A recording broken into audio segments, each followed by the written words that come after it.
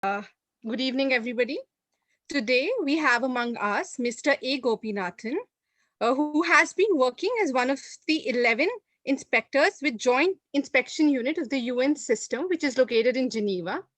Sir is an Indian Foreign Service pass out, as in he joined it in 1977 and began his diplomatic career in Egypt. Uh, prior to his current job, he used to be the ambassador and permanent representative of India to the United Nations office and other international organizations in Geneva from January 2009 to December 2011. During the past 8 years, Sir has been associated with a number of reviews undertaken by the UN uh, Joint Inspection Unit system. Notable among them have been resource mobilization in the United Nations system, mainstreaming environmental sustainability across the United System organizations, enhancing accessibility for persons with disabilities to the UN meetings and conferences, fraud prevention, detection, and response in the UN system, and external outsourcing of services to commercial providers by UN entities. Sir has been the ambassador of India to Egypt. Before arriving in Egypt, was the Deputy Permanent Representative of India to the United Nations in New York from January 2002 to September 2005. Till December 2001, he was a Joint Secretary who was responsible for work relating to United Nations and other international organizations in the Ministry of External Affairs, Government of India, New Delhi. In this capacity, which he has held since early August 1997, Sir was responsible for multilateral issues such as human rights and humanitarian issues, environment, climate change, and sustainable development, elections and candidatures, funds and programs, and the list goes on and on and on. So we are very, very privileged to have you here with us today. And thank you so much to take out some time from your busy schedule to join us. Thank you.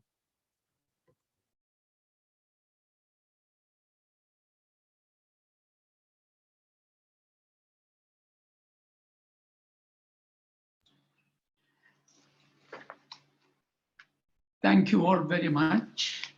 Dr. Bhavani Rao and friends, I'm grateful to Amrita for inviting me to this interactive session.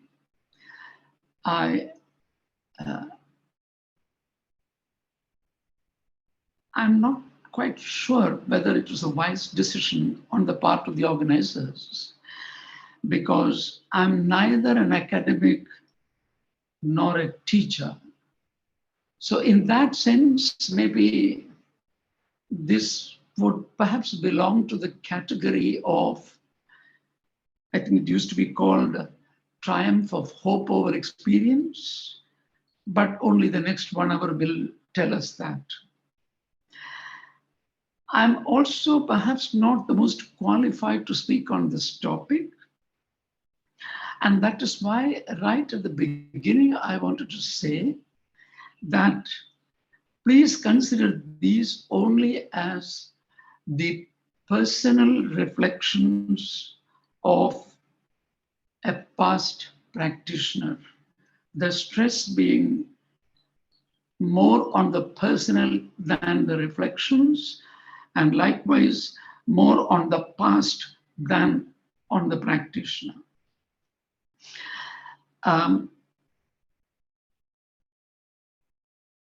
The only claim that I can make is from my work experience, and I'm very grateful to Abhijit for saying all those nice things, even if I don't deserve them.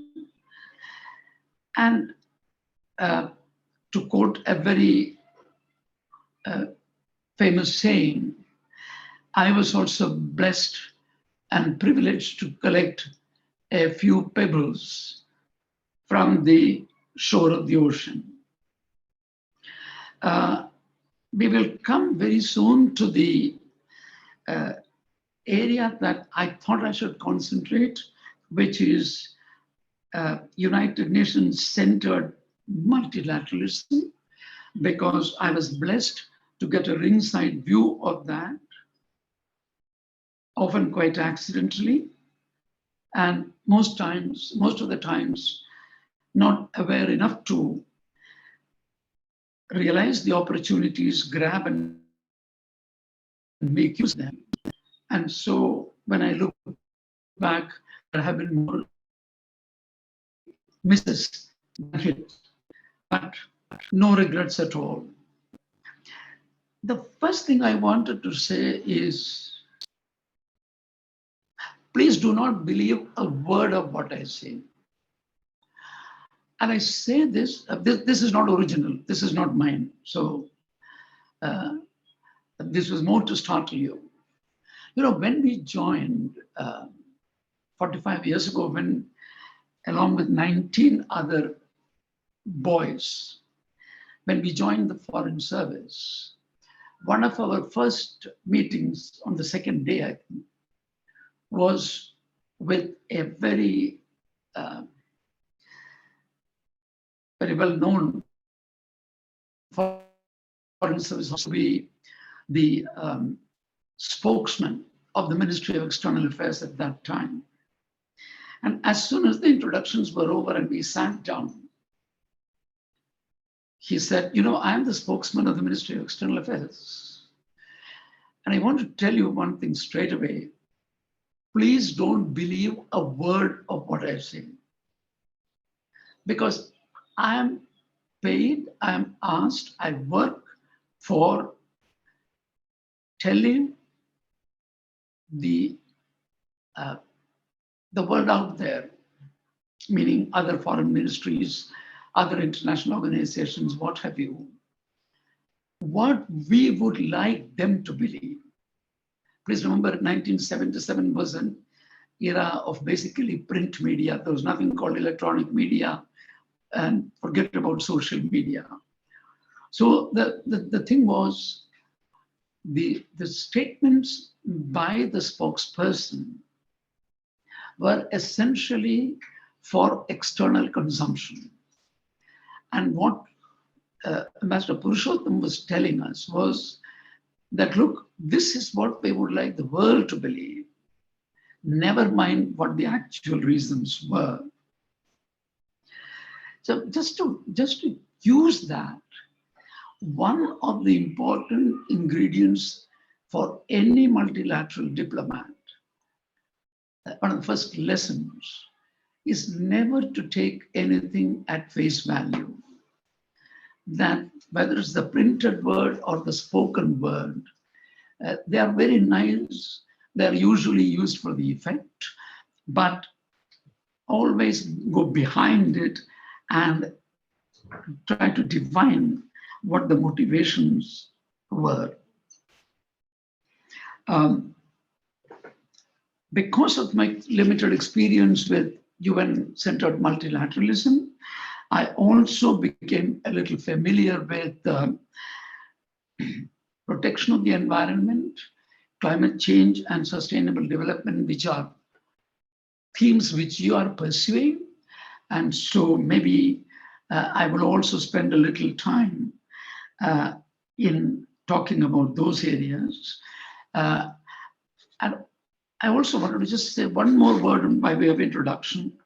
A lot of what I know today about the United Nations and the United Nations system is more a result of the past 8 years of not necessarily working in the Joint Inspection Unit, but pretending to work in the Joint Inspection Unit, because it also afforded me time to reflect what the UN system is all about.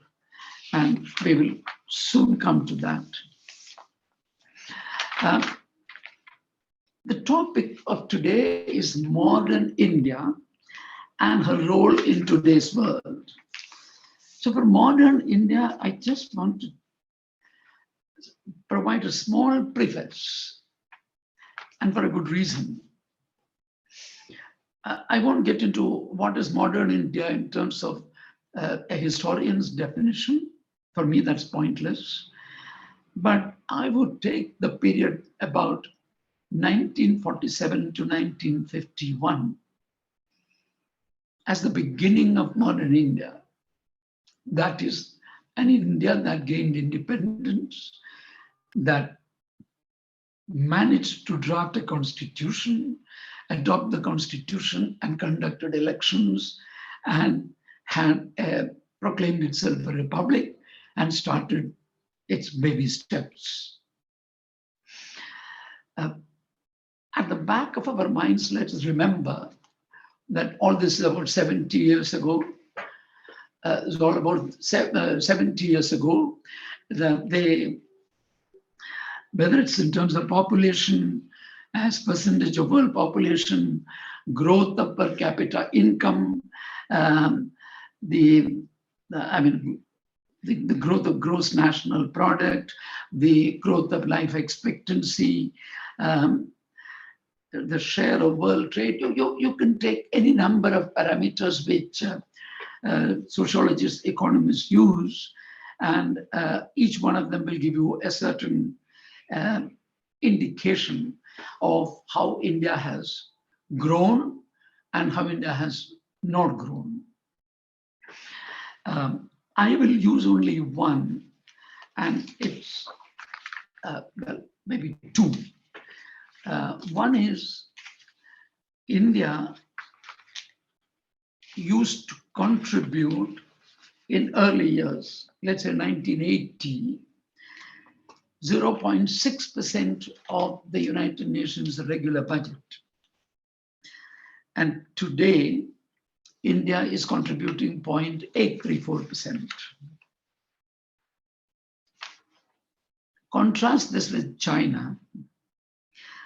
In 1980, China used to contribute 1.62%, 1% more than India. And today, China is contributing 12% of the regular budget to the UN. You know, the contribution, the share of the SS contribution is calculated primarily on the basis of per capita income, of gross national product. So, and the second parameter which I would like you to keep in mind is in 1950, the external sector, that is imports, exports, remittances, etc., would contribute about 4% of India's total GDP. In 2020, it will contribute about 48% of India's GDP. So that again is a mark of what we are. Coming back to the time of independence and republic, just 2 or 3 more small elements before we move on. One, the prevailing orthodoxy at that time was that India would not be able to hold together as one nation for too long, but would split itself into several small principalities or provinces or whatever. Please recall Winston Churchill. We adopted a constitution, and that constitution had universal adult franchise. It proclaimed itself to be a democratic, secular republic which guaranteed fundamental rights and had directive principles of state policy. And again, there were pressures to include criteria like education, a bachelor's degree, or ownership of property, and various other criteria to keep large sections of Indian population disenfranchised, and we escaped from all that. Now, for better or for worse, the leaders of that time decided or felt that political freedom, India's political freedom, would not be complete without economic freedom. Equally, India's freedom would remain incomplete if other colonies remained colonies and did not lead to any effort towards decolonization. And that propelled India to a leadership role, not as the sole leader, but for India to work with other leaders of freedom movements to collaborate in the anti-colonial movements across the three continents. A third element was, even though India was a resource-scarce country, and terribly so at that time, that we should still help other developing countries in similar situations in providing what then used to be rudimentary technical cooperation. I think I've given a picture of how modern India began. We had very severe food shortages and famines, 1966, 1967, 1973. We had external challenges like the war with Pakistan, 1947-48, and then 1965, the rather humiliating conflict with China in 1962, the war with Pakistan again in 1971 that led to the birth of Bangladesh.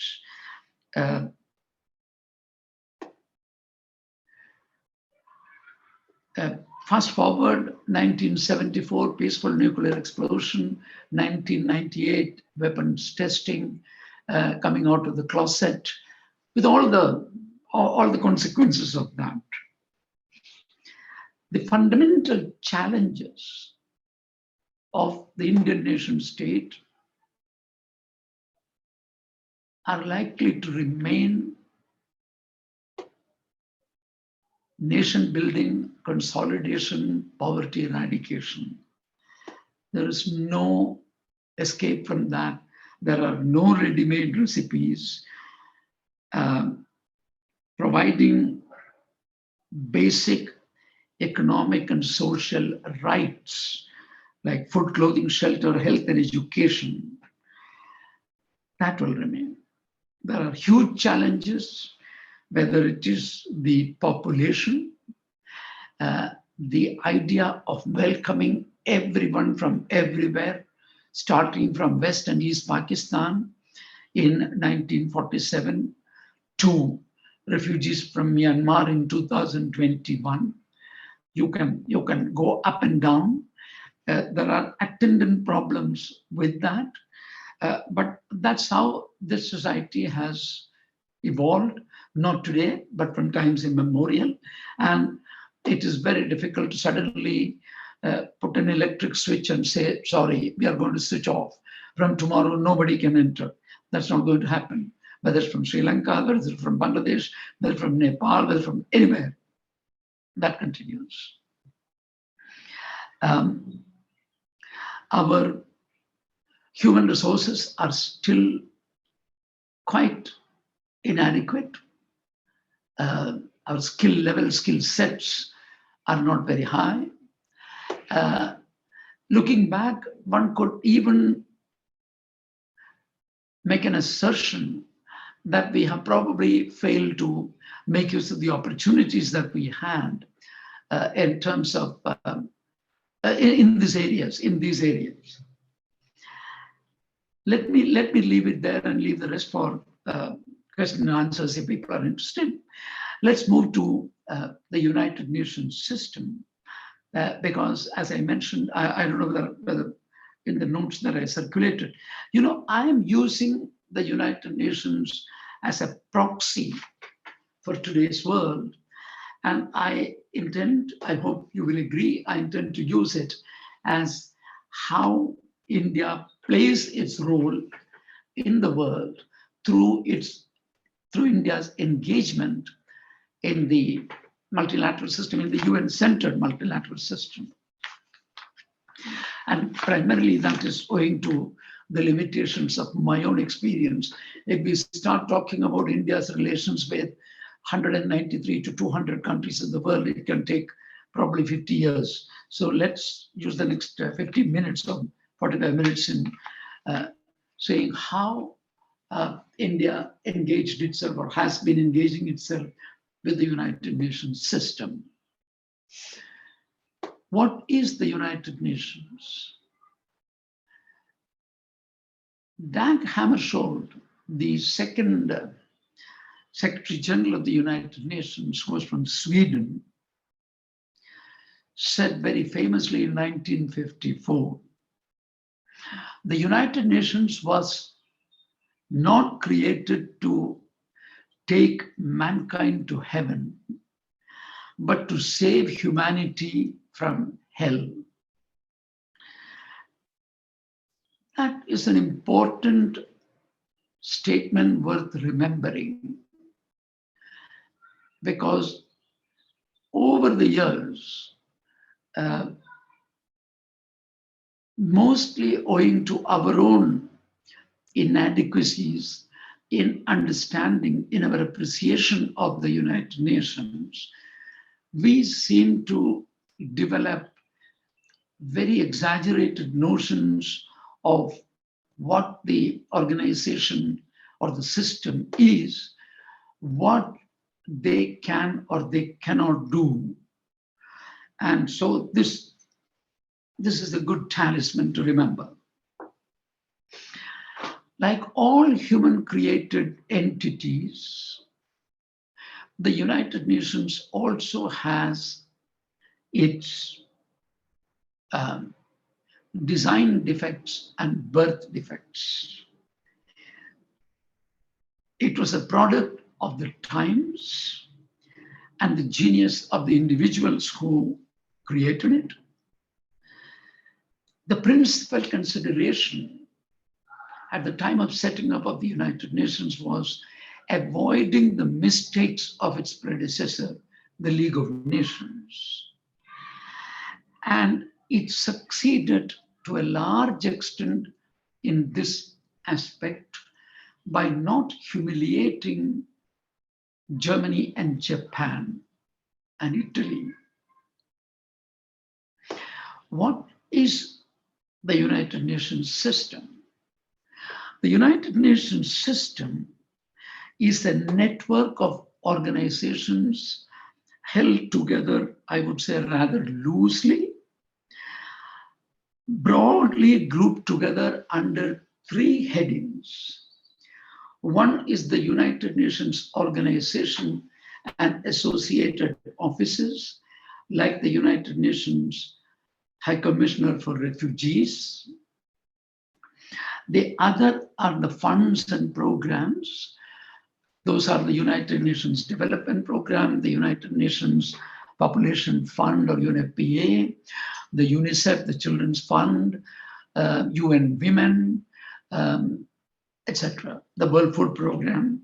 All these are the funds and programs. Then you have a third family, which are the specialized agencies, the Food and Agricultural Organization, the International Labour Organization, the World Health Organization, and many others, several of them here located here in Geneva. Now, collectively, the UN and associated officers, these funds and programs, and the specialized agencies are together known as the United Nations system, or the organization and entities of the United Nations system. At the time, by the way, many of the specialized agencies were or had been established long before 1945. But almost all of them found value in joining the United Nations or being regarded as part of the United Nations system for a couple of good reasons. One, the label that we are part of the United Nations, and that gives them an enhanced legitimacy or credibility or what have you. And that helped them in being recognized as part of the UN system, getting enhanced funding from the donors for one, several such reasons. The principal work in the beginning, let's say in the early 50s, 60s, 70s, was in the area of norm setting, standard setting, conventions, treaties, protocols, guidelines, benchmarks, standards, etc., knowledge creation, development of expertise. The other main kind of strength of the United Nations system is what is widely recognized as the convening power. That is, if the United Nations says, that we can do this or we can do that, we should have a Millennium Summit, we should have Millennium Development Goals, we should have Sustainable Development Goals, we should have X, we should have Y, then it gained traction much faster than if one country called for it, one group of countries called for it. That kind of thing. Now, it's very important to distinguish between the intergovernmental bodies in any of the UN, what is called a UN system organization, and the Secretariat. The intergovernmental body is where the member states get together in the legislative organ or the governing body and make decisions, provide strategic guidance to the Secretariat to work. And the Secretariat, on the other hand, is headed by the executive head of the organization, who receives this guidance, who receives the instructions, to whom most of the resolutions and decisions are directed, for them to implement the decisions of the legislative organs and the governing bodies. Now, unfortunately, there's a bit of confusion, there's a bit of overlap in this, and that is not unreasonable.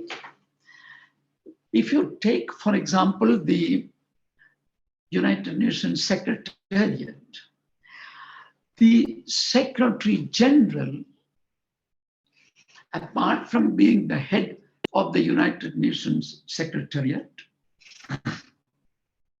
is also a charter organ. He is like the General Assembly, like the Security Council, like the Economic and Social Council, like the Trusteeship Council, like the International Court of Justice. The Secretary General of the United Nations is a charter organ with defined functions and powers. So the Secretary General acquires a dual character. Similarly, I can think straight away of one more entity or office that has an independence, the Office of the High Commissioner for Human Rights. Now, that office has an independent character. She or he can speak on violations of human rights, on non-discrimination in any part of the world unhindered. So he or she is not a charter organ, but has an independent voice. So there is no watertight compartmentalization between the governing body and the secretariat in respect of these guys who also are the executive head of a legislative body or governing body, legislative organ or governing body that receives reports from them. So there is that kind of slightly gray area there. Now it's very easy to criticize the United Nations, because the United Nations, there is a lot to criticize. But I would just say that is the only show in town. That's the only game in town. It is half full than half empty, and it's impossible to recreate or replace. The member states, all the 193 are equal in theory because of their membership in the General Assembly, one country, one vote. So that gives the perception of equality. But as we know, in the real world, some are more equal than the others and some are less equal than the others.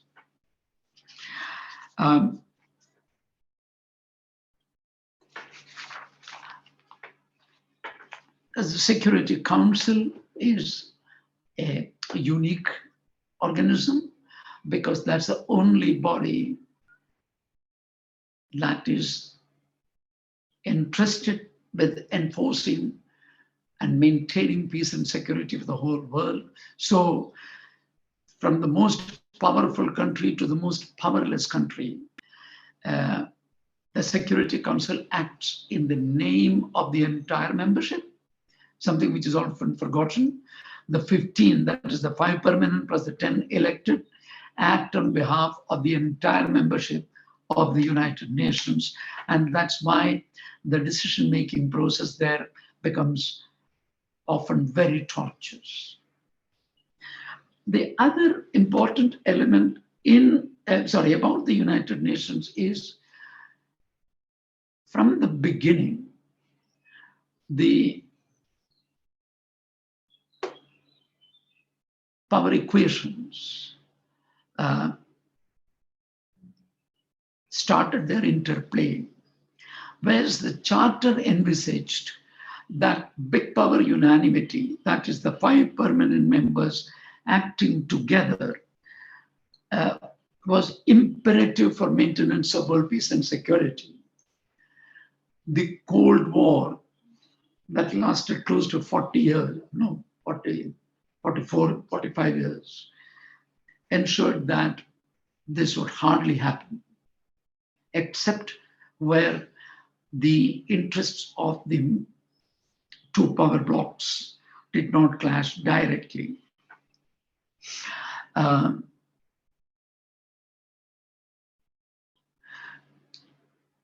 The working of the United Nations, just one word on that, is very, very interesting. It's a little like India. You know, you can justify every contradiction. Any statement that you make, you can contradict immediately and provide 10 examples. So the United Nations is a bit like that. On the one hand, the agenda is fossilized. It's very difficult to bring in a new issue and discuss it. You can hardly discuss any contemporary political development because the liturgy and the ritual militate against it. But at the same time, when they wanted it, when the big powers wanted it, these transitions were accomplished with relative ease. If you go back to 1972, the Republic of China, what otherwise is called Taiwan, was replaced very effortlessly by the People's Republic of China in 1972. The charter was not revised for this purpose. In 1989-90, after the fall of the Soviet Union was replaced by the Russian Federation, and the Russian Federation assumed all responsibilities, obligations of the Soviet Union.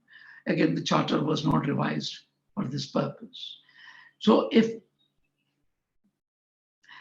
our big brothers or big sisters want it, it can be done without much difficulty. Just wanted to demonstrate that.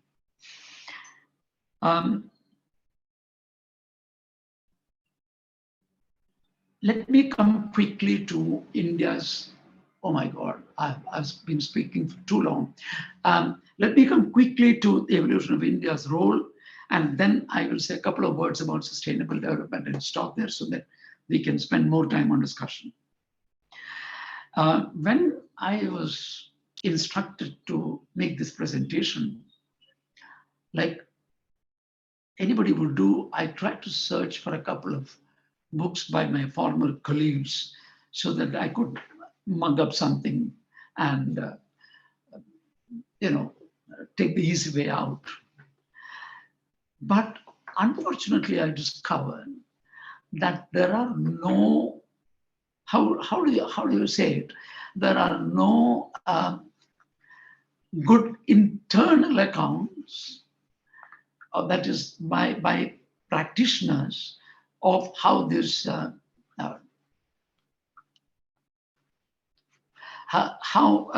the practitioners of how India has been engaging the United Nations system.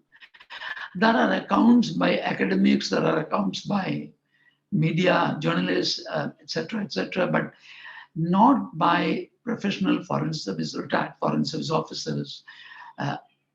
They have tackled parts, they have tackled different aspects, but not a kind of an authentic account. So I'm grateful to those who asked me to do this, because I'm going to profit from this presentation myself. In the initial years, India contributed to the struggles against imperialism, colonialism, and apartheid, as I mentioned. India decided to stay away from the Cold War. So India kind of, along with leaders of Egypt, unbroken Yugoslavia, Indonesia, Ghana, and several other African countries, Algeria, Cuba, several other countries of Asia, Africa, Latin America, provided a certain leadership against, in the struggle against colonialism and imperialism, for decolonization, for the strengthening of non-aligned movement. That was the initial period. India put too much faith in multilateralism. You can write 20 more books on how we blundered our way in sending the issue of Jammu and Kashmir to the United Nations, are still paying the price for it. We put too much faith in the capacity, the ability of the United Nations to solve economic problems of the world. Misplaced optimism of that kind. It's very easy to criticize and lament over these blunders, but more pertinent would be to see whether, how India learned from those mistakes, and whether those lessons helped India to improve her performance. One more word about India's role. For most large countries, developing, whichever area we come from in the world, the external sector or the external world is hardly of any consequence, because you have enough fish to fry, enough fires to put out domestically. So the idea that to make a name for yourself, to establish your credentials as an individual of worth, you have to strut around on the world stage. That's not necessary. The domestic platform, along the breadth and length of the country,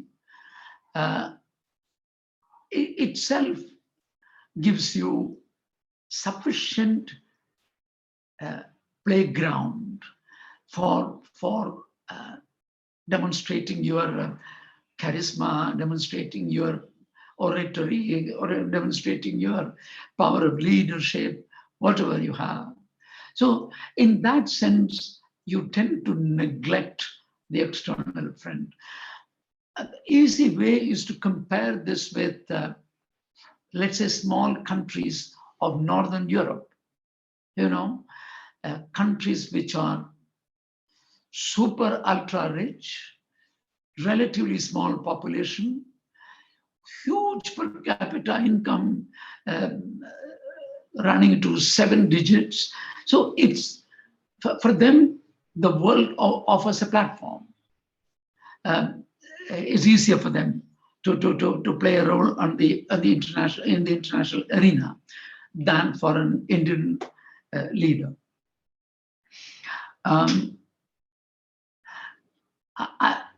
We will come to this maybe at the discussion stage. We still need to learn a few lessons from some of the humiliations we have suffered in the United Nations, particularly in the field of elections, and some of the other experiments, Security Council expansion, etc., etc., etc. We could come to that.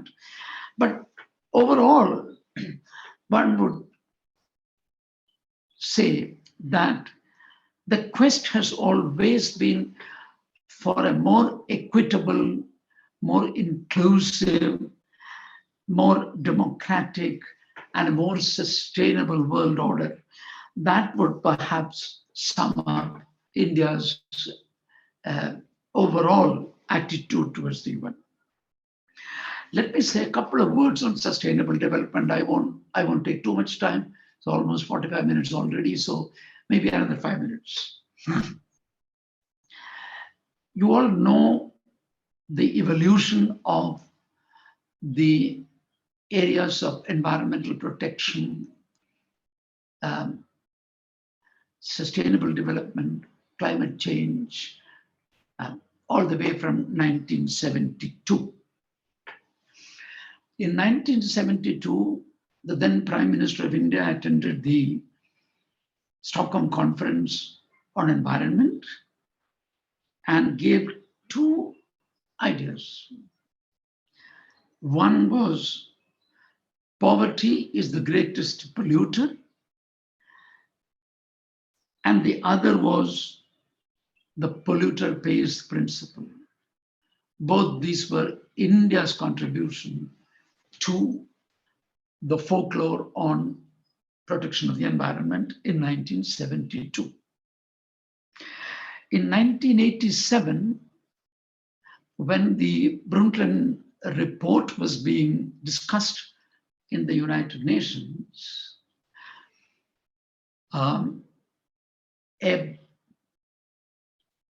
the British deputy Perm Rep at that time asked my boss, the deputy Perm Rep of India at that time, asked him, what is the most important, most difficult, the gravest environmental challenge that India faces? And Ambassador Dasgupta was the deputy Perm Rep, thought for a half a minute or full minute and said that ensuring the provision of safe, clean, portable drinking water to 1 billion people is the greatest environmental challenge that India will face perhaps for the next 50 years, if not 100 years. Mind you, this was 1987.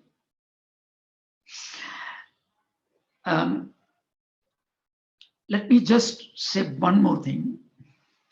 From the 42nd session, which considered the Brundtland Commission report and gave a definition of sustainable development, to the launching of the Rio process, the three Rio conventions, that is the Convention on Climate Change, the Convention on Biodiversity, and the Convention on Desertification. India has made contributions to the discussions and decisions on sustainable development, and I would always venture has continued to do so against very heavy odds, very difficult times, huge external pressures. But I think we have stood our ground. I would conclude by saying that my generation has risen or sunk, you choose which one, to the levels of its own incompetence. It is now up to you, the next generation, to rise and prove its competence. Thank you very much for your kind attention.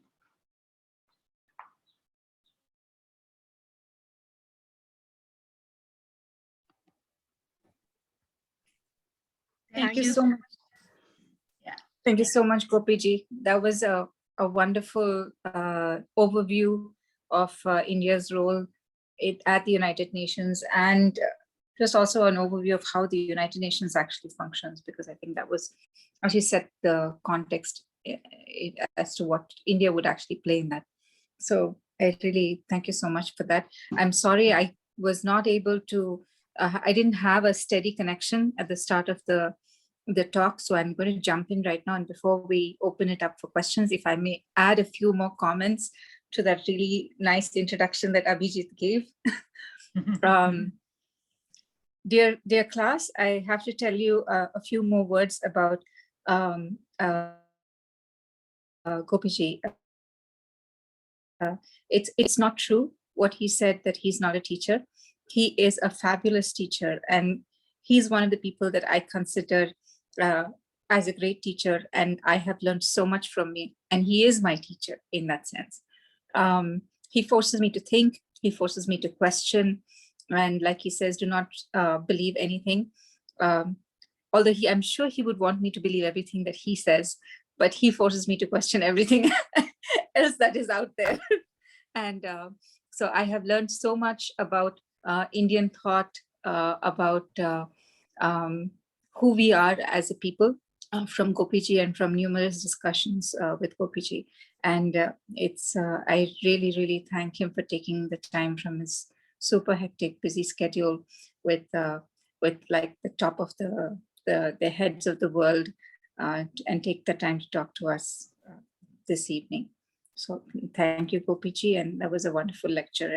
And I'm sure the chats have already started filling up with questions, and I'm sure they will have a lot of more questions to ask.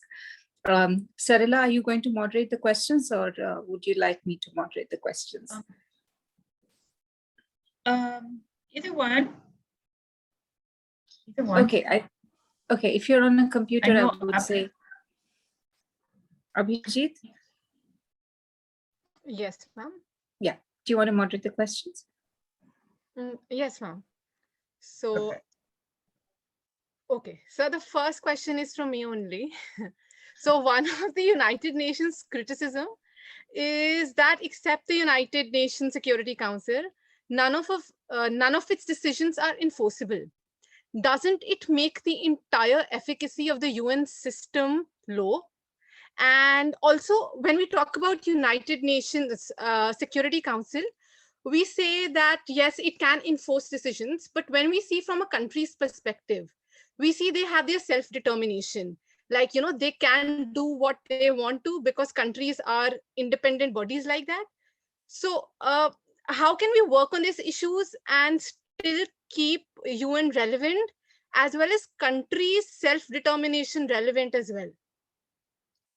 So I know it's a loaded question. Abhijit, please tell me whether we are going to have, I can answer them question by question. That might be easier from my point of view. But from your point of view and the time that you have, would you like to take a few questions and then group together? Either way is fine by me.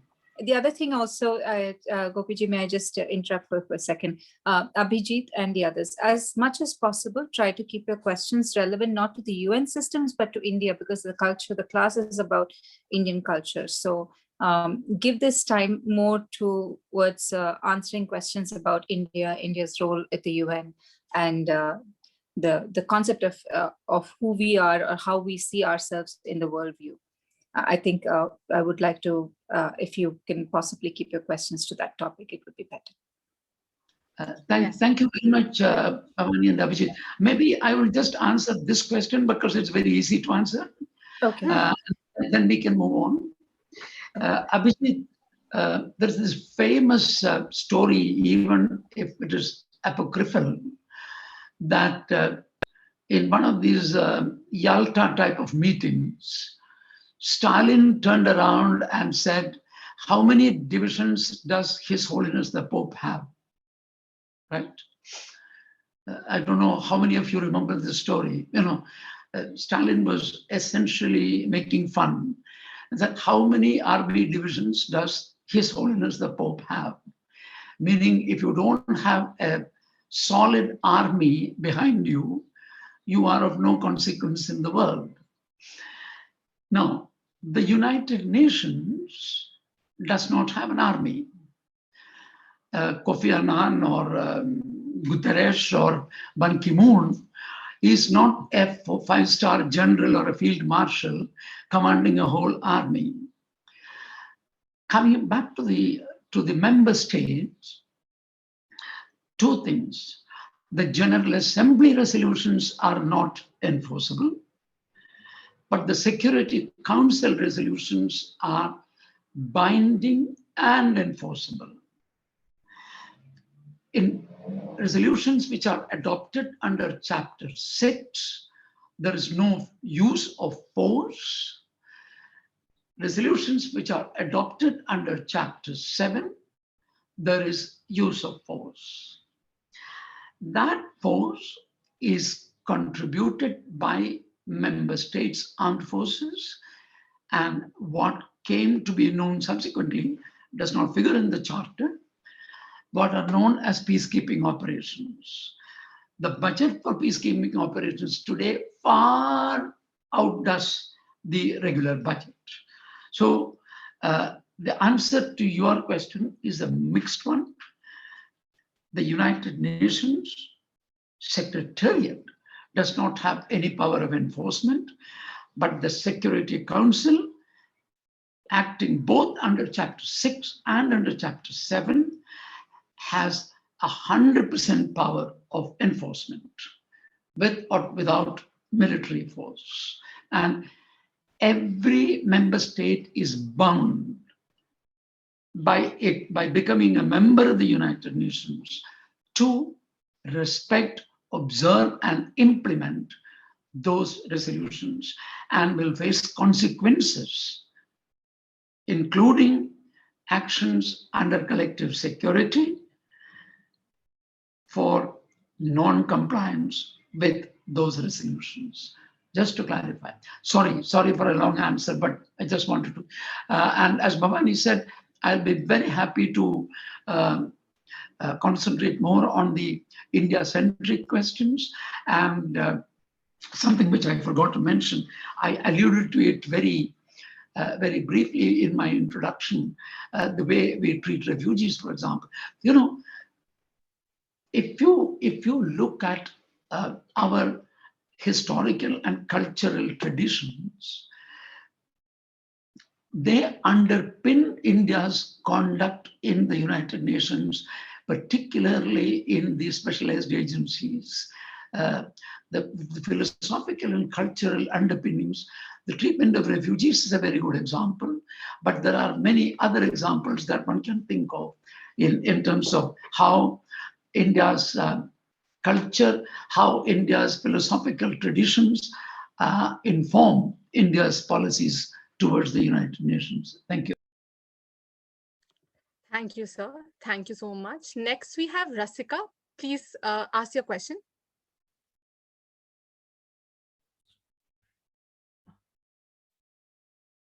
Hello, sir. It's really nice to hear you and the knowledge that it really, it kind of, I was just stunned looking at the knowledge that you have, and your lecture was very engaging. To ask my question, I wanted to ask that where do you think India lies right now as far as attaining the SDGs is concerned? And do we have a long way to go, or will attaining the SDGs will always remain a dream? And I would also focus, sorry, sir, but I would also like to focus on education of the SDG, of particularly in education, because since I'm more interested into that, and I have always been fascinated by how we can actually increase the literacy rates in both urban as well as rural areas in India. So can we achieve that in the near future? Thank you. Thank you very much, Rasika. The answer is a painful no. The answer is a painful no for a number of reasons. I think while we may have started with very noble intentions in the 50s or 60s or whenever, in spite of the limitations we had.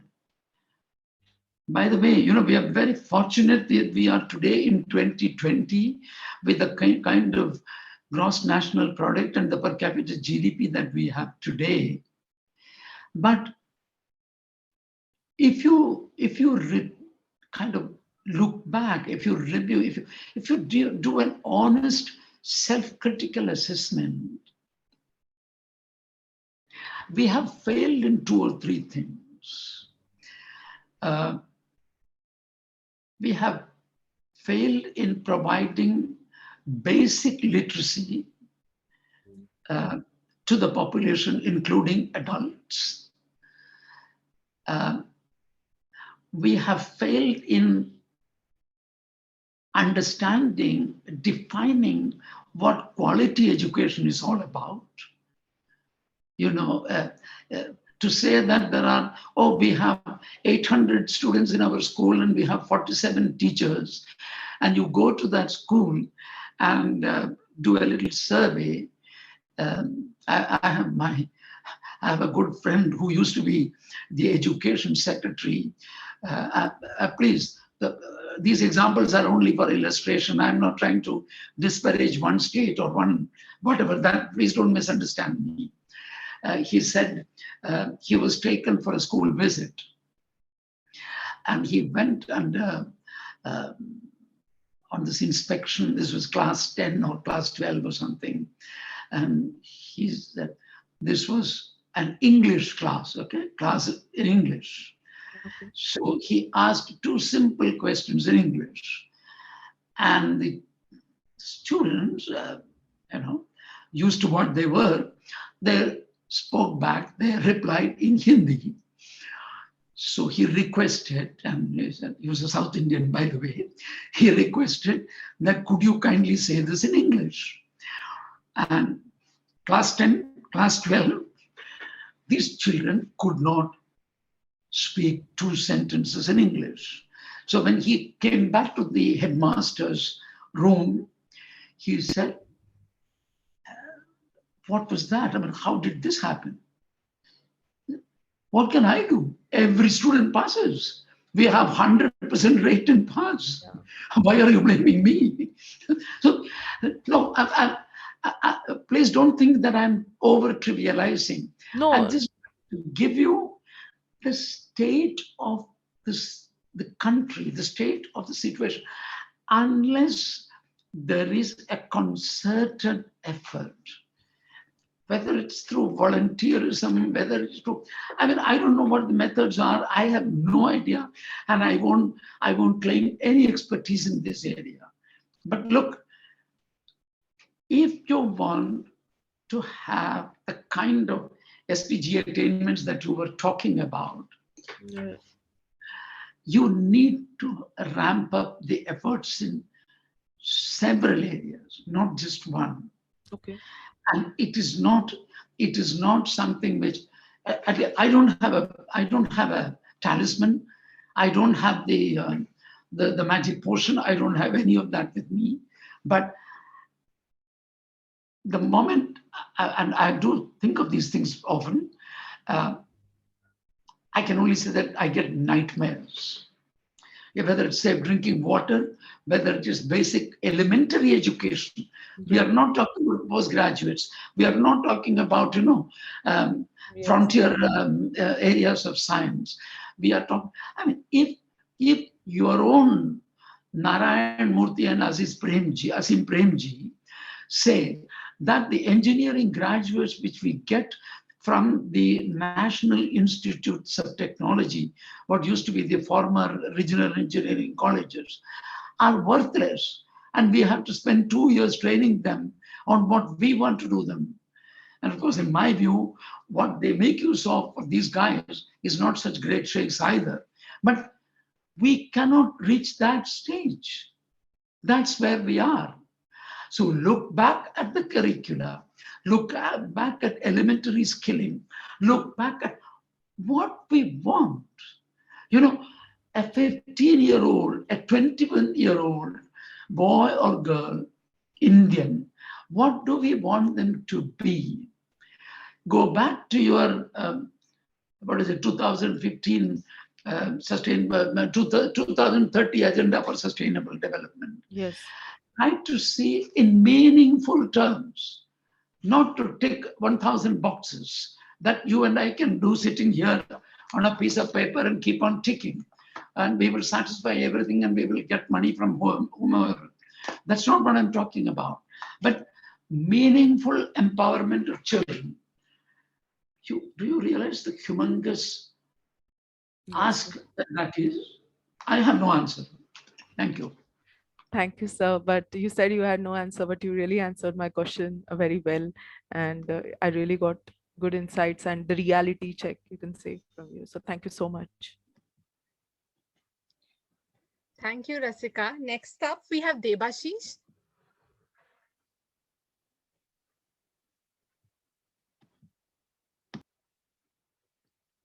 Debashish, are you there? Okay. So, Yes, Anushri? thank you. Okay, Thank you very he's much. here. Okay. Oh, okay, good. I'm sorry, sir. I'm just struggling through some bad internet. But it's really an honor to listen to you, sir. Feel really privileged. I have a short question, sir.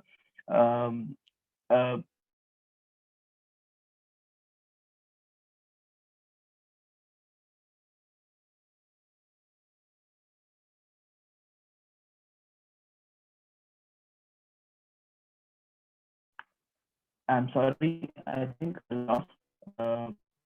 Abhijit, am I audible? Yes, Deba. Okay, I'm sorry, sir, and my apologies for the bad internet. Sir, my question is, India has always been presented in as a part of a multi-party system, whether it was a non-alignment movement or later the BRICS or other things, which you also alluded to in your talk. But it's my aspiration and also aspiration of all the youngsters in my generation that we see India as an independent positioned country in the world. Independent in terms of when people view it, we should be able to talk to them about a culture which is very ancient or which is rooted into its own past. And there are only a couple of things that probably I can pitch forward. Please give me your take on this. What do you see India being presented globally as, which is independent, which is which is powerful in its own way, but is also a strong sense of identity of being what we are. Thank you. Thank you very much, Devashish. I will turn the question around in answering it. To what end? To what purpose? Why does India engage multilaterally?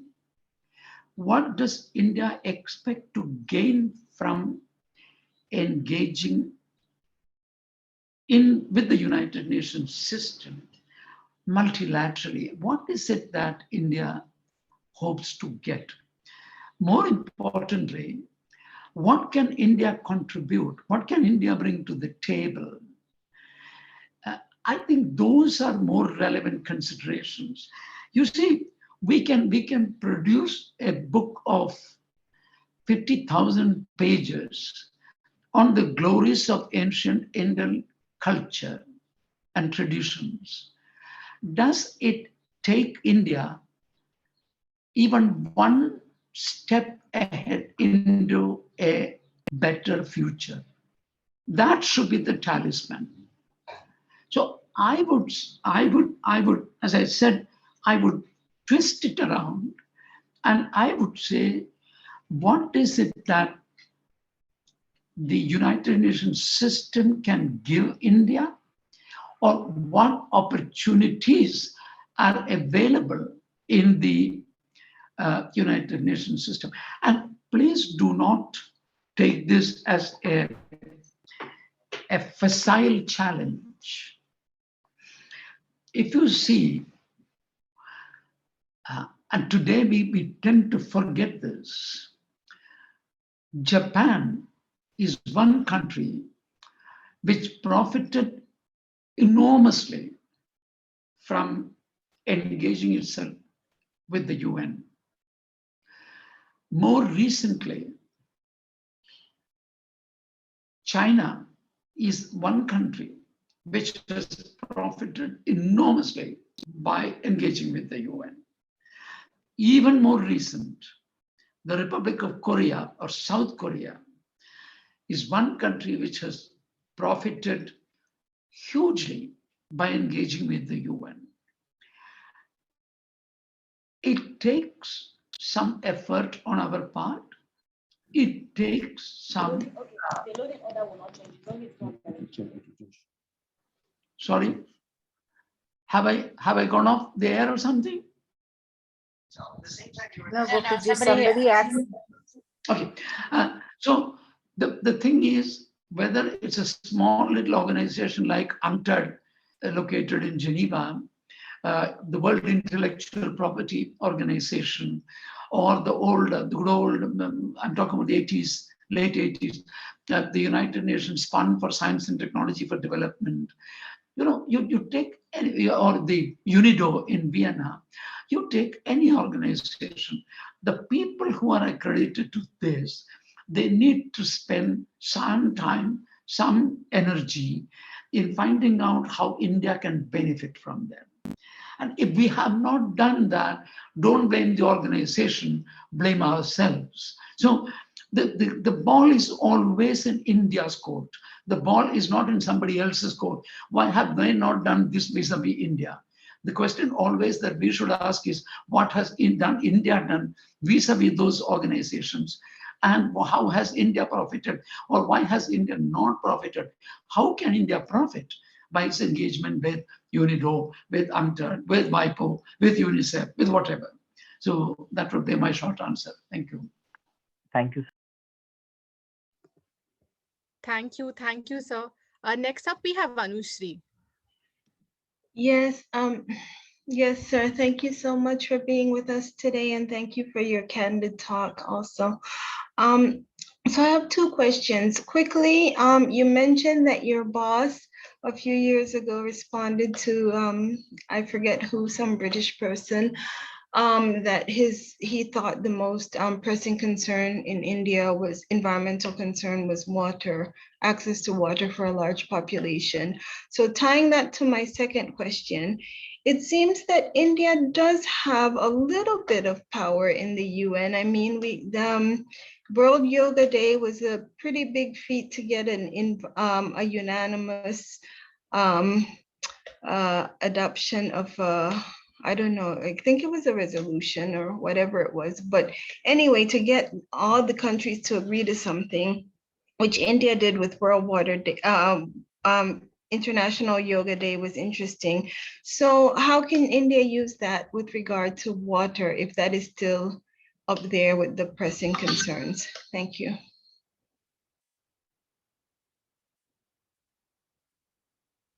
Thank you, Anushree. I thought you said you had two questions. I got the question on water, but what was the second question, or what was the first question? Well, the first question was, well, I guess I merged the two questions that I had initially posted. The first one I posted was about the International Yoga Day, and it seems that international unanimous decisions are quite difficult, but India was able to get that unanimous decision. So it does seem that there is some strength in India's diplomacy. But I was wondering, in the question that I posted, I shortened it when I am in verbally now, but I was wondering if that success with International Yoga Day was because of the timing near to the Paris Agreement, or if there's real power that could be used then towards the second question with regard to issues of water and the real issues that come up.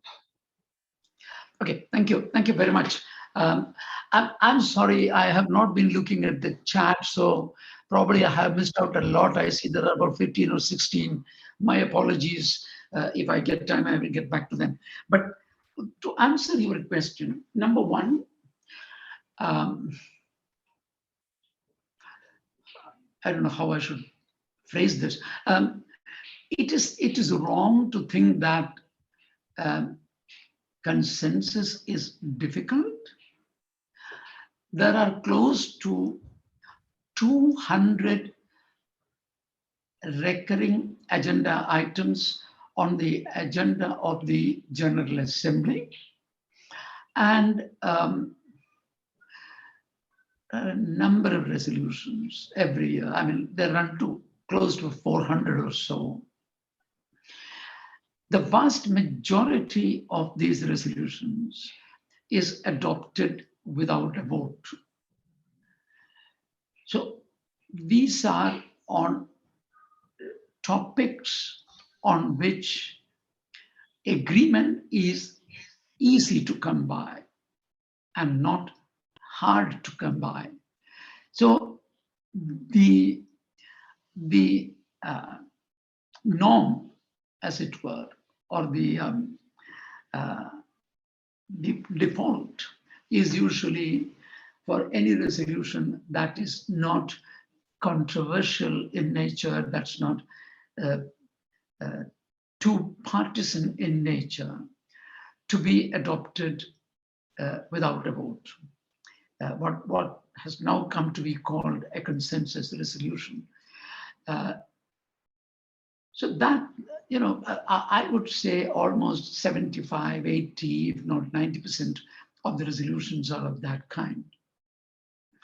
It is only resolutions that are intensely political, which are not discussed at the same time in the Security Council, but are traditionally discussed in the General Assembly's different committees, that are voted upon. These relate to various areas like disarmament, issues relating to Palestine, issues relating to residual decolonization, trust territories, etc., or these human rights issues, which is a huge industry in itself. Those resolutions are usually voted upon. Coming to the question on why India cannot replicate its success on International Yoga Day, on water, two parts to the answer. Number one, if India wants to do that by proposing a resolution on water with very little actionable content, but is purely hortatory, then it should be quite possible to do that. I don't think there will be a problem. The problem will start when India, or any country for that matter, starts to make it actionable. That it either calls upon the Secretary General, or it calls upon the member states, particularly the major contributors, the donor community, the OECD countries, in the resolution to contribute financial, technical resources. Then the paradigm changes, and you will see that it is extremely difficult. It's not as pious as the International Yoga Day. You will start encountering slight roadblocks on the way. That is the answer that I can think of. Thank you. Thank you, sir. Okay, Next thank up, we have KS.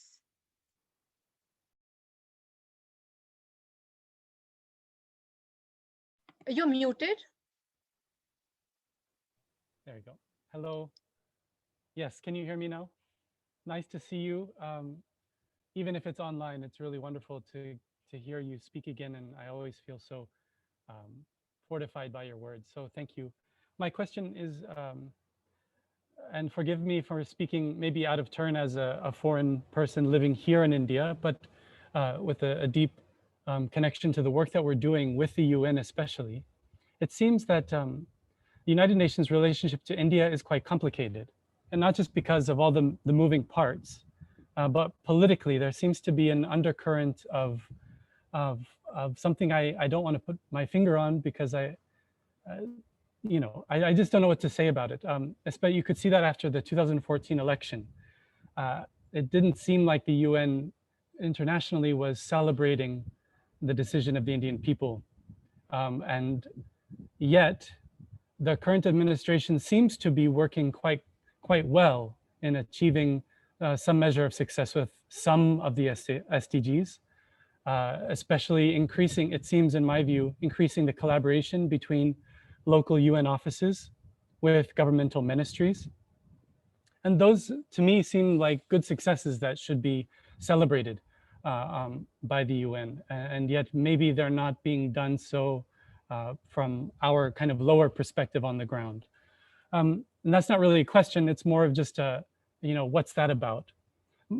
I guess my real question is, how can we as on the ground workers, as a university, as a charitable faith-based organization, how can we improve our relationship working with the UN despite this kind of level of distrust or dis-ease between UN and the Indian system? Thank you. Thank you very much for this excellent question. I should preface it by saying it's a very difficult question to answer, precisely because of what you characterized as the kind of mistrust between the any government of the day and the United Nations system. I would like to relate this to two things I mentioned. One, earlier that is, one, for a large country, the engagement with the United Nations is not very consequential. If you go to sub-Saharan Africa, there are countries that depend on the grant available from the UNDP to support its yearly budgets, their yearly budgets. I'm not, again, I'm not trying to disparage them. I'm just trying to give you the realities. I don't know how much the situation has changed, but I think in 25 or 30 years ago, the UNDP assistance to India was of the order of about $10 or $20 million a year. Look at the size of the Indian budget and look at how much $10 or $20 million can take us. So, whereas the resident coordinator of the UNDP representative in one of these sub-Saharan African countries could meet the prime minister or president of that country whenever he or she wanted it. The reach of the UNDP rep or the resident coordinator in India usually used to be with my counterpart in the Ministry of Finance or myself 20 years ago. That is the relative scale of access. This was also because India paid attention only when there was some odd statement by the Secretary General or more recently by the High Commissioner for Human Rights about some perceived violation of human rights in Jammu and Kashmir or something or the other. I mean, that is the only time when the UN kind of jumped onto the radar screen of any Indian policy maker or politico or anything, which had its own rather negative consequences. So the stereotype was the UN is an avoidable nuisance. It exists only to criticize India, only to find fault with India. It cannot find anything good about India. It's very difficult to get two nice words out of any UN or entity about India. That is the stereotype that has gone on. And I think we, meaning my tribe, are largely to blame for this.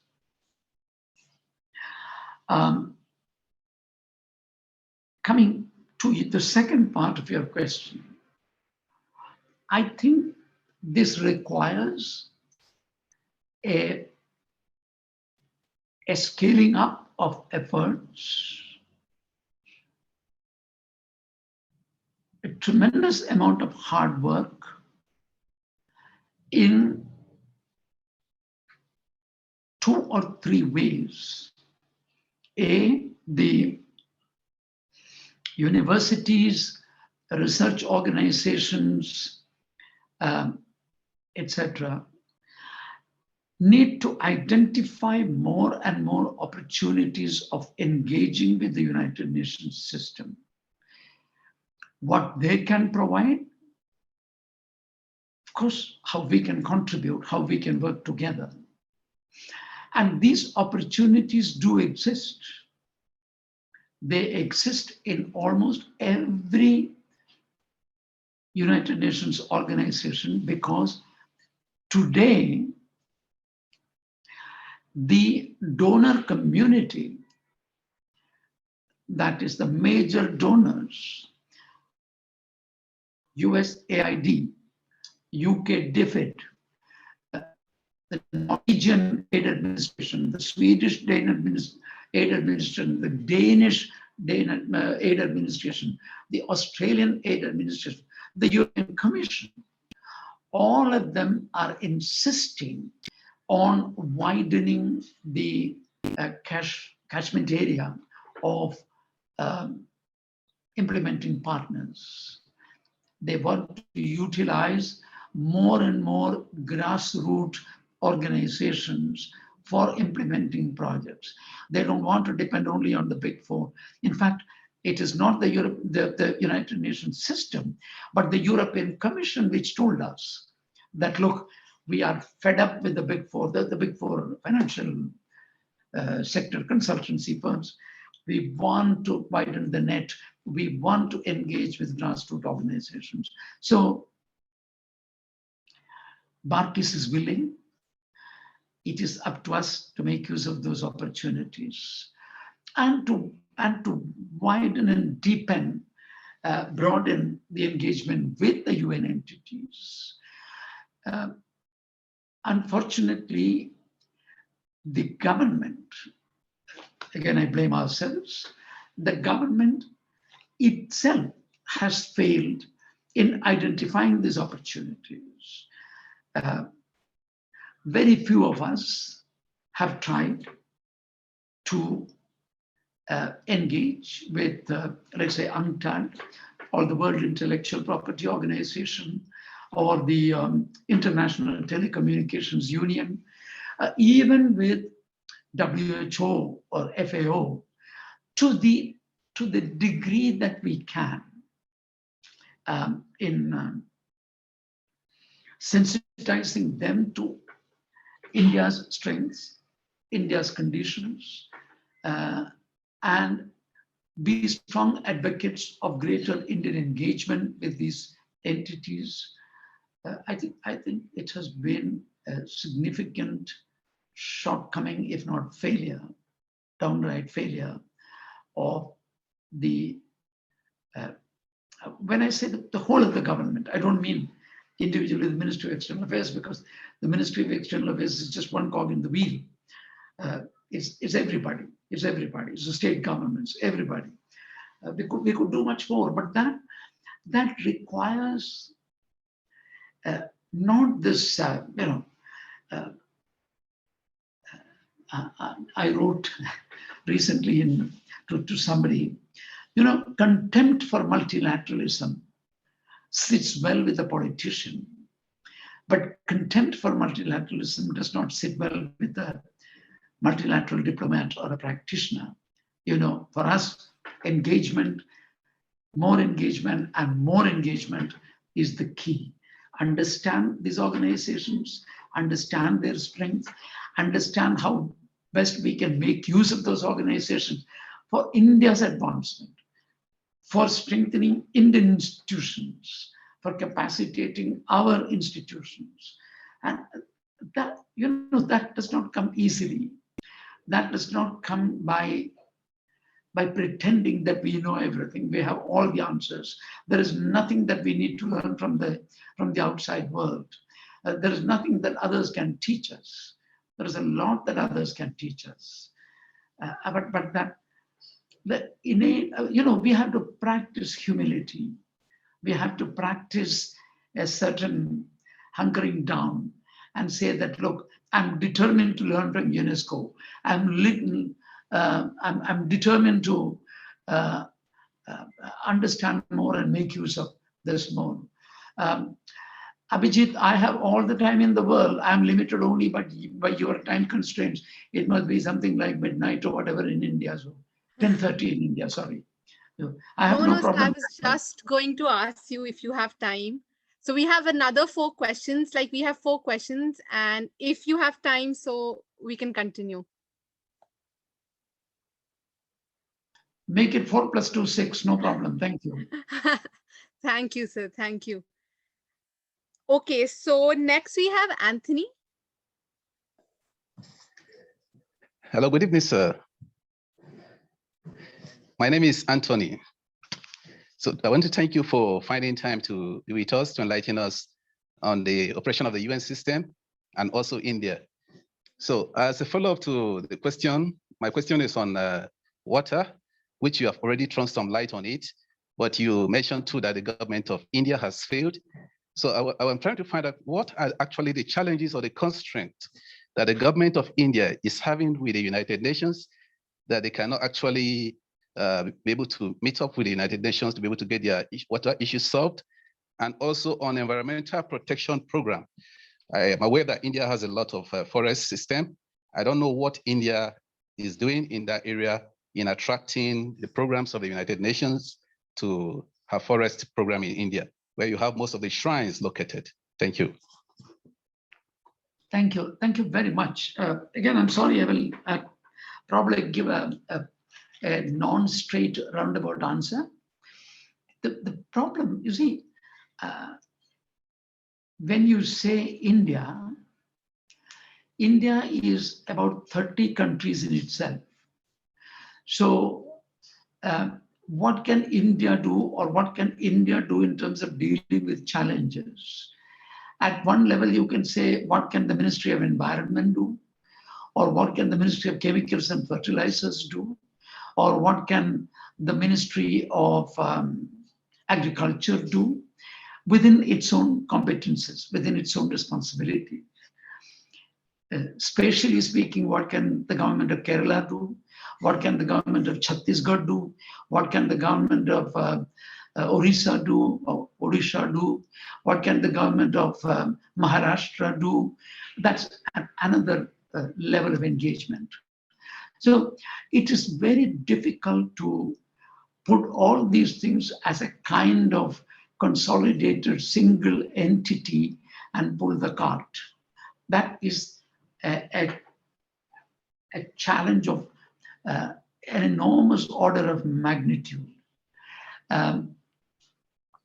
If you take, for example, the protection of the environment, water, forests, etc., I'm reminded of the discussions which we sometimes used to have on the margins of the climate change negotiations.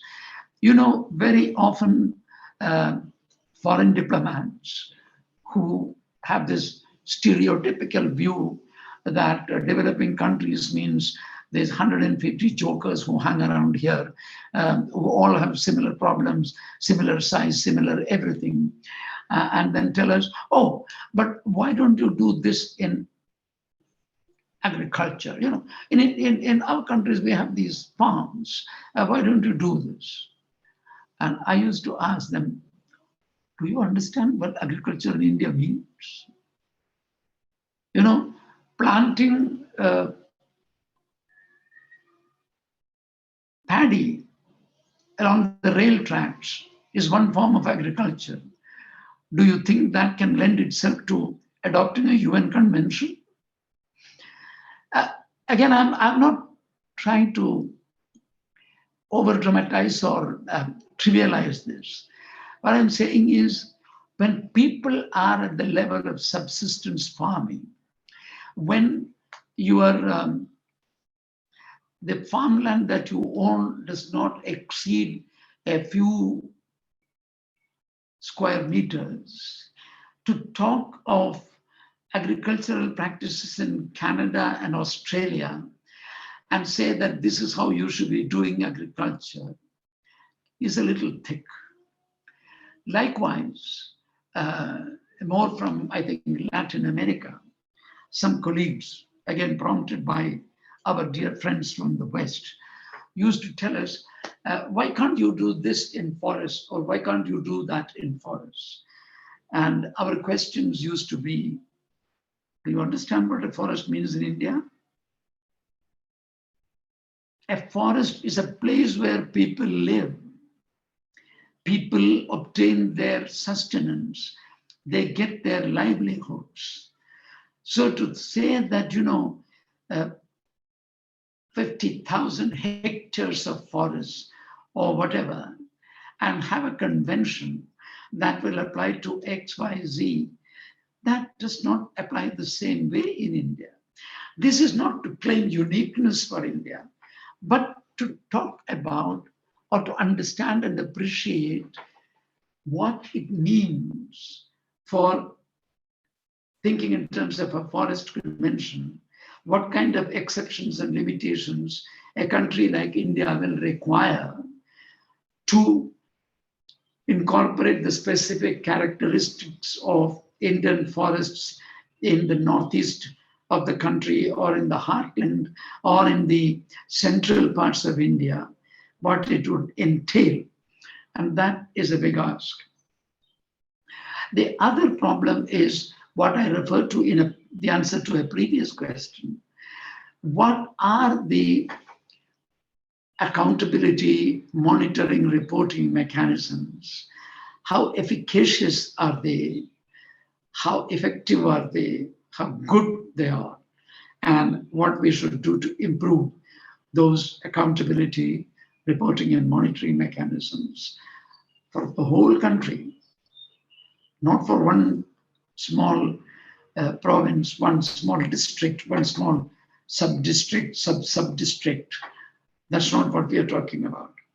And that again is, it's not that it's not doable, but it will require such enormous efforts to put the mechanisms in place, the metrics and the indicators and the measurement tools in place. And that's the problem, Anthony. Sorry, my answer has not been very straightforward, but this is the best I could do. Thank you. Thank you very much, sir. Thank you. Thank you, sir. Next up, we have Bal Mukund. Hello, sir. Thank you for your wonderful talk. So my question is regarding the measurement of these goals when we go to the village as a student, a PhD student, to study how much we have progressed in terms of achieving the goals. And in villages, as you also mentioned, that India is a very dynamic country where it's very difficult to understand how things are varying from one place to another place. For example, even the question of education, when you were giving the example that in the school when the secretary went and he asked a question to the student that he could answer in a native language, but when it was English, even the simple thing could not be answered. And then based on that, we have this assumption that the student is not good in education. So the point is that in India, the education was initially family-based education, where particular type of family used to do a particular type of work, and they were very good in that work. On the other hand, on other things, they were not good. Like, for example, that student can be very good in mathematics. So as a researcher, when we go to the field and we try to study how much empowered and how much, how to calculate this, that whether this particular community has reached the level of the goals that has been planned for it in sustainable development goals.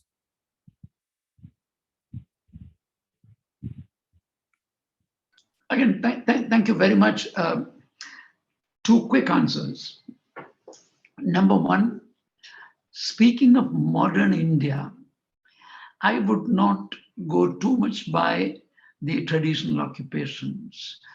I would say that the provision of what could be called basic or elementary education up to the first 10 years or 12 years, whatever it is, that is the responsibility of the state.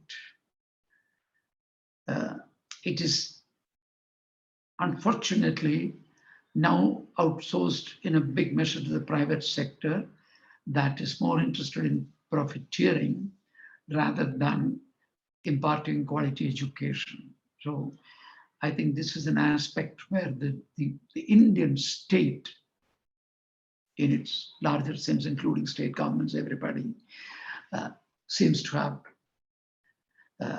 fallen short.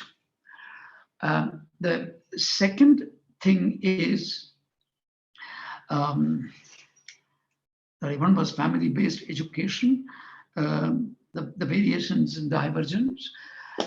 I would say, sorry, can you please repeat the second question? I did not write it down. As a researcher, how do we measure this? Whether the Thank you very much. Yes, I remember that now. Measurement, again, a very quick response.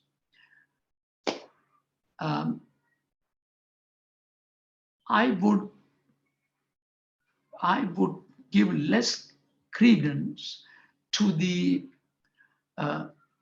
state-produced statistics, because those statistics are usually produced in the local government offices through box-ticking exercises. So I would give less credence to that. As I said in the beginning of the presentation, please don't believe a word of what I say. Please don't take them at face value. Please question everything that I say.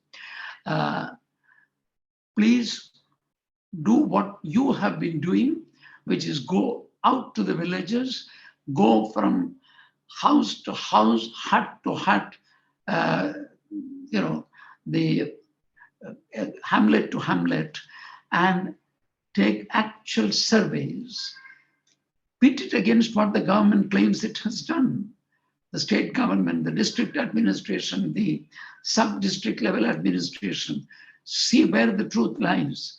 Is it lies more towards what you have collected and less towards what they have collected, or vice versa? Come to the judgment yourself.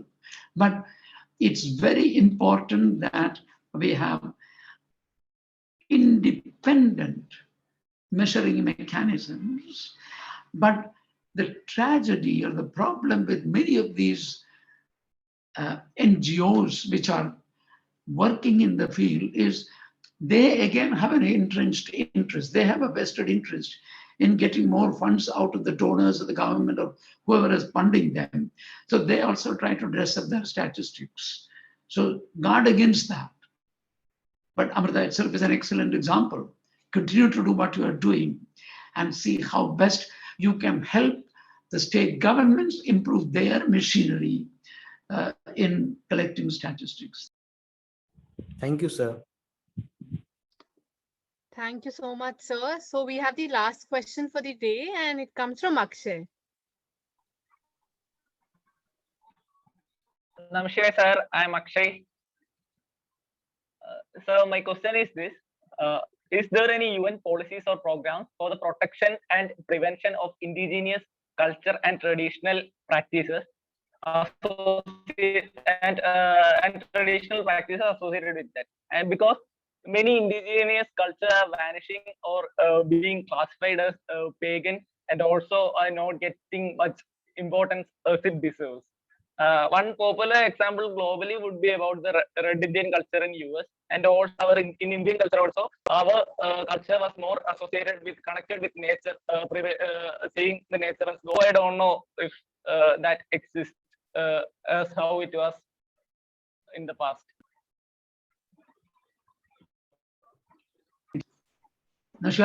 Thank you very much, Akshay, for this question.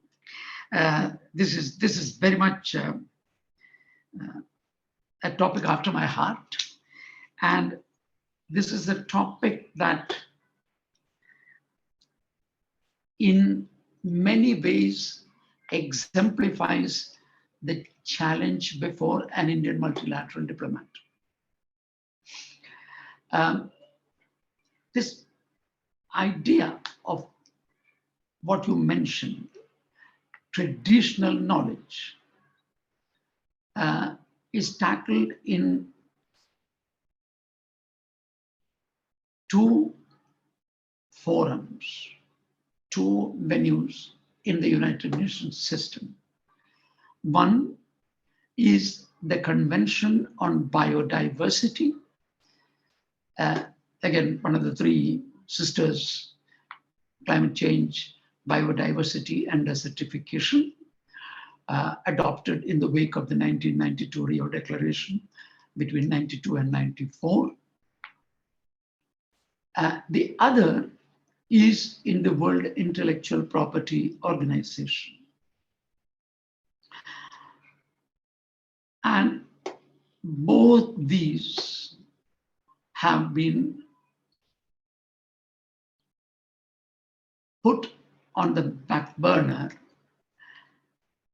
because the developed countries have managed to do so successfully. Let me take 2 minutes and explain. You see, the Biodiversity Convention has provisions relating to indigenous knowledge. Most of us understand what is meant by indigenous knowledge. But in the Convention on Biodiversity, this business of indigenous knowledge, I discovered in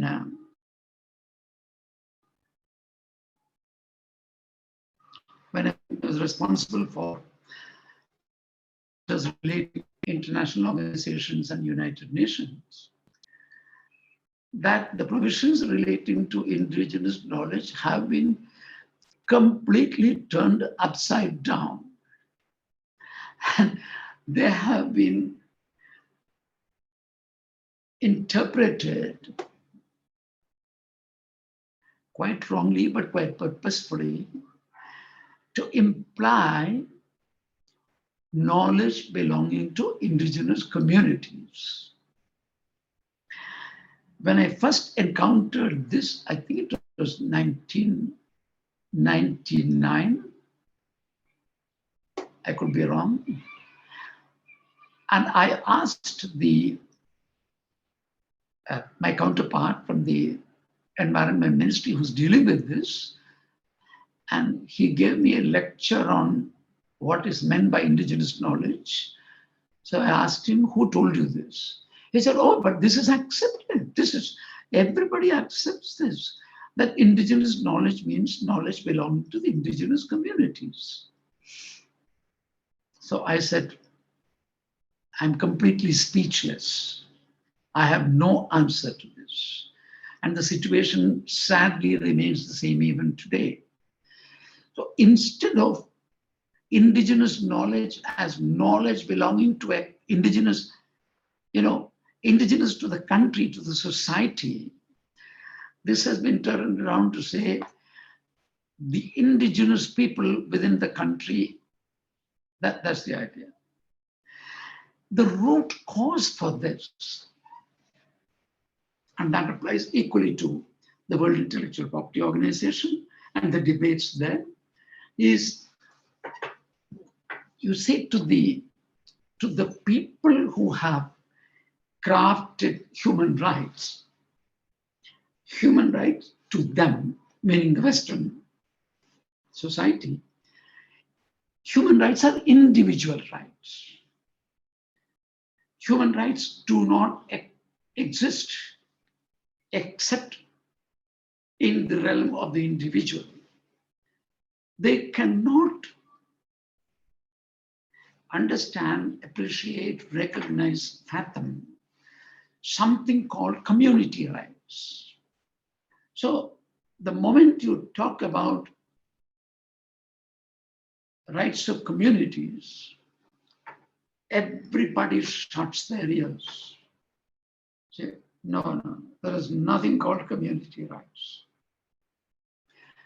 In the World Intellectual Property Organization, for a better part of the past, maybe 20 years, 25 years, 30 years, that I know about, the developing countries have been trying to promote, we call it GRTKF, genetic resources, traditional knowledge, and traditional cultural systems or something. Folklore. So genetic resources, traditional knowledge, and folklore. This has been a topic of discussion in the World Intellectual Property Organization for close to, if I remember right, 30 years. The Western countries, by raising one bogey after the other, including denial of community rights, Indigenous, whatever. I mean, the list is endless. It doesn't matter. Have systematically prevented any meaningful discussion on community rights that societies should have with respect to genetic resources owned by people, traditional knowledge, and traditional cultural expressions. That is the word. Traditional, TCE, traditional cultural expressions belonging to communities in the world. And I don't know, even when the new Director General was appointed last year, I think I read somewhere, oh, the new DG is from Singapore, so he can be counted upon to prevent any progress in the discussions and negotiations on GRTKF and TCE. There we go. Sorry for the rather pessimistic answer on this. Thank you.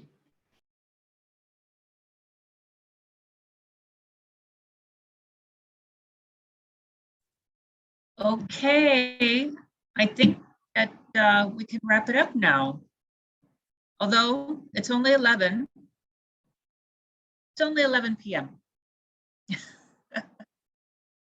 Okay. Bhavani, are you still here? Yes, I am. Okay. Yes, I am. So just that we could bring this to a close, and Thank you, so Gopi. grateful. Yeah, thank you, Gopijit. I think there were a couple of other students who had posted some questions on the chat, and what I can do is we can send them to you. They had to leave. I think I saw Cell and a couple of other questions on the chat. We'll send you the questions. The other questions. Gopiji, thank you again so much, Gopiji, for taking time to answer. Absolutely. Bhavani, you did not ask any question. I think I take all of your other time asking my million questions. Besides, I have not just questions, I have a whole lot of updates to give you about my current trip to Orissa. Some very interesting insights from here. So I will touch base with you on that right after class. But thank you so much for taking the time, and that was a wonderful question answer session, and I think the students also really enjoyed it. It gives a modern perspective. So far, the classes have been a lot of focus has been on ancient India, because culturally there is just so much over there. So I think this was a very nice step into the more modern role of India as we identify ourselves right now, at least. Thank you for that. There's so many things that you talked about today that I didn't know about, and so for me too, it was very insightful. I collected a lot of material, but I had to reduce it to about 1/5 of what I collected, and then finally I used only about 1/3 of what I typed out as material to use, because I realized I was running short of time. But what I wanted to say was, I'm so grateful to Dr. Bhavani Rao and all of you, because this provoked me in a way to thinking about these topics. What has been modern India's contribution? What has been its engagement with the UN, and in particular, what India's contribution to the evolution of the concept of sustainable development.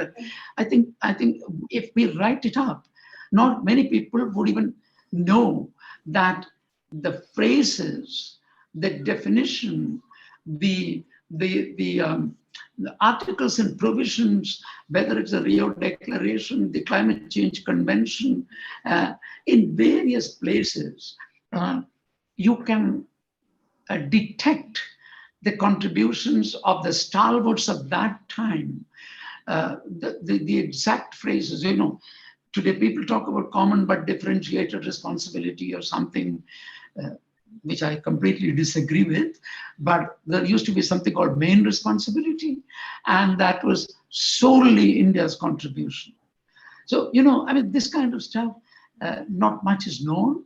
So maybe this 1.5 hours or maybe close to 2 hours now, they have provided an inspiration for me to write an insider's account of this. Maybe after I disengaged from the JIU, that could be one of my attempts, my contributions. I don't know what God has for me as designed. So let's see what happens. But thank you all very much. Otherwise, thank you very Yeah, much. We look forward to that book. I did not step out, or I was not too impolite in times and places. Thank you. Thank you, Gopiji. Thank We're you, looking sir. forward to your book, the memoirs. Yes. Thank We'll you make so that much. compulsory reading for the next for the classes whenever you come, whenever you release it. Yes. Okay. Good evening, you, sir. Gopiji. Thank you so much. Thank you. Thank you, sir. Thank you, sir. Thank you so much. Thank you so much, sir. Thank you.